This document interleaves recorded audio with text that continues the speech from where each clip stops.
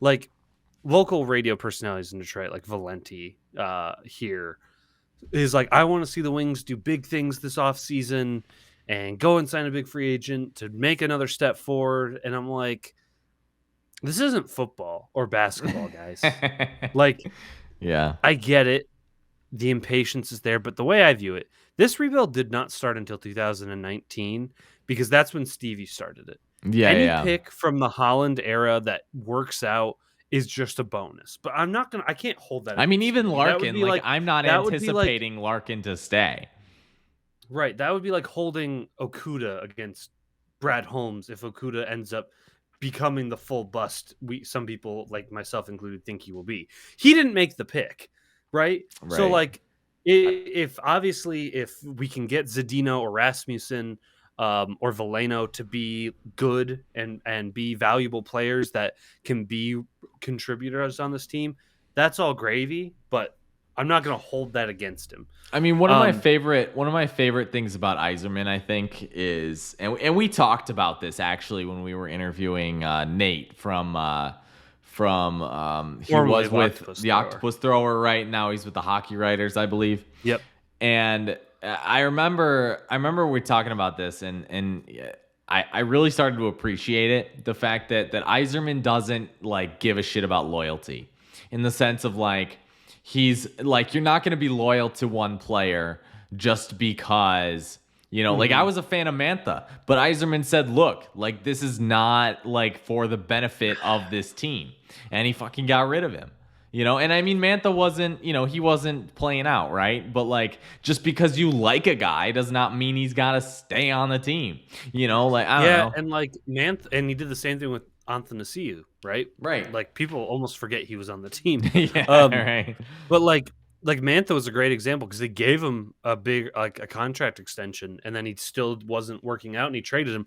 And so not only did they get Vrana, who is way better on this team anyway, is way better, but they also got a first round pick, and that first round pick was turned into the draft for Sebastian Kosa, the goaltender.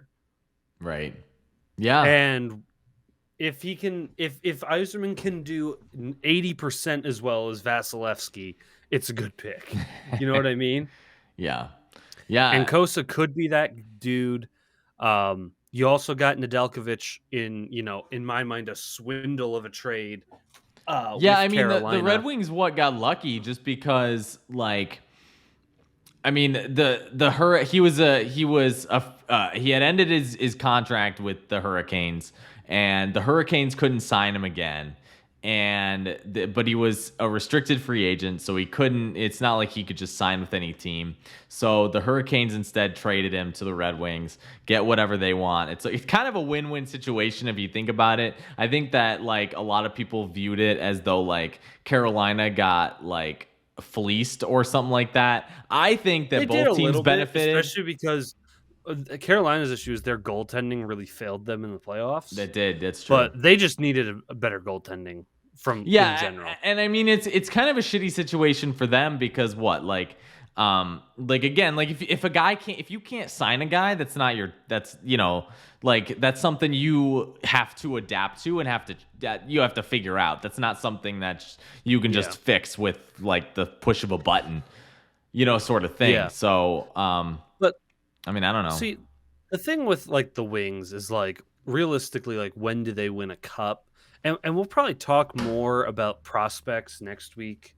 Because we're going to talk. I mean, they still got a draft coming up, right? Yeah, they got a draft. They're picking number 8. Probably going to get a center because they really need centers. They have a lot of wingers and defensemen in the prospect pool. Not a lot of centers, but like this season, they're probably going to have. So obviously, you're going to probably work out a deal with Larkin to come back. You're either going to sign Bertuzzi long term or you're going to trade him for assets in the draft. One or the other. And then obviously, you have Larkin, you have Raymond, you have Vrana, you have Sider, and you have Ned. Those are kind of like those are your big guys. And then obviously you have some nice role pieces like Suter, Rasmussen, Zadina. Rasmussen and Zadina are the two guys I'm probably going to be most interested to see this upcoming season. under a new coach. I think Blashill was holding those two's development back. I want to see how they do. I also, you know who else I'm excited for, real quick, and I know you're Yeah. probably gonna get into this, but I think the main thing I'm excited to see is how many, if not one or two, of the How Red many Wings rookies? prospects that they've signed just now How make the many? How? team, Yep. and That how many that was what I play. was going to do. So my, I think it's going to be at least two and at most three. Okay. So I think we're going to see. I think Jonathan Berggren, who's been with the Grand Rapids Griffins for a little while now, I think he'll be up this season. I think he'll make like the full roster, right? I think Albert Johansson, who is a defenseman who is also playing over in the SHL, I think he will make the team. And the if for me is Simone Edvinsson. He would be the last rookie to make the full roster. Um, and he has every, like, for him, it's like 50-50. And when I say it just depends on how he does in camp and preseason. He has all the ability in the world to make the team. It's just going to be a matter of, how well he does. The guy who won't, because he's just not ready for the NHL, is Elmer Soderblom, which we're all very excited to eventually see Elmer Soderblom, but he needs some time in Grand Rapids. He needs to round out his game a little bit more, round out his offensive play, his stick handling, things like that. He has some things to work on. I would say he's got like a 1% chance of making the roster opening day. And there's nothing wrong with that. Like, Right. he is young still. Like, Oh he's yeah. got time. So those are three guys that will come in, two of them defensemen, and immediately now your defensive core is Mo Sider and the other guys to Mo Sider, Albert Johansson, and Simone Edvinsson. And I'm trying to remember when he got drafted. I don't remember if he was an Yzerman pick. He was picked in round 2 of 2019, the same year Sider was drafted. Right? Let me just double check this. NHL 2019 draft. 2019 entry draft. Let's see. Yep, Moritz Sider was 6th. But he was pick 60. Yep, pick 60. Albert Johansson. So again, another Yzerman pick, which I think is more reason he'll be up. And then obviously Jonathan Berggren, who was not an Yzerman pick, but he has been in the Red Wings like farm system for a little while. And has been playing very well in Grand Rapids. Or played very well in Grand Rapids this last year. I'm trying to pull his stats up right now. 70 games, 21 goals, 43 assists for 64 points. That's almost a point a game. That's a pretty damn good line. And like I said, he was, I believe, drafted. I think he was a Holland pick. He was picked in 2018 in the second round, 33rd overall. So he was picked. I believe that was the same draft as. Is that the Zadina draft? Yeah. So he was drafted the same year as Zadina, and also the same year as Joe Veleno. And they also have Jared McIsaac from that as well. So there is a lot of like Red Wing prospects from. Like I said, I think like we're gonna see Zadina and Veleno get time to prove their worth this year. Zadina, especially under a new coach. We're gonna see some of Yzerman's picks. Probably, like I said, I think two more rookies, maybe three. There is a chance for four. I kind of forgot about Jared McIsaac.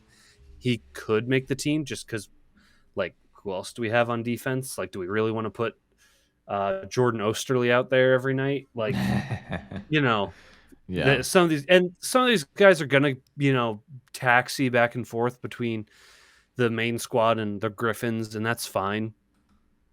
It's just gonna be a matter of how well they develop and how well they adjust to the NHL.